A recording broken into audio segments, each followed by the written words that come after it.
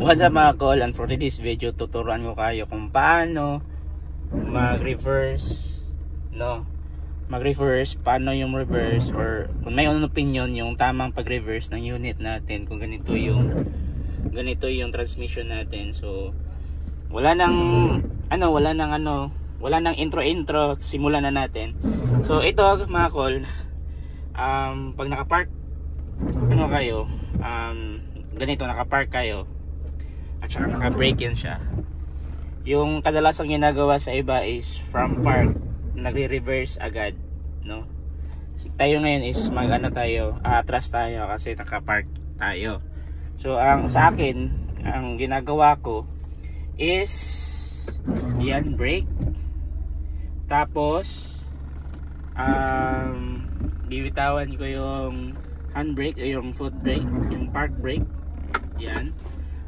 Tapos dito sa transmission is hindi ko siya ididiretso ng reverse. So neutral muna tayo. So huwag nyo idiretso ng reverse kasi ang tendency kasi niyan from park, i-engage mo agad siya sa reverse.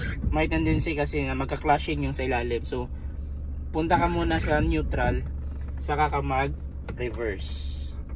Yan. So for me, ito yung ginagawa ko, no? Ito yung ginagawa ko every time reverse ako, kasi para mabigyan ng pagkakataon yung transmission natin na hindi magka-clashing agad from park. Kasi hindi natin alam na may na dun sa ilalim, nagbabanggaan sa ilalim. So, ganun yung way ko, pero depende sa inyo kung gusto nyo yung reverse agad. So depende sa inyo. So sa akin, ganito yung ginagawa ko, no? Every time, no, pag galing tayo sa park, hindi ako nagre-reverse agad, no? So, same din yan kung hindi kayo magre-reverse, hindi kayo mag-re-reverse, no, pag magda-drive mode kayo. So huwag nyo i-direct na from park, i-direct agad sa drive mode. Daan na talaga kayo sa neutral. Yan yung tama. Yan yung tamang gagawin, no? So yan naman ko. I hope may natutunan kayo sa araw na ito. Bye.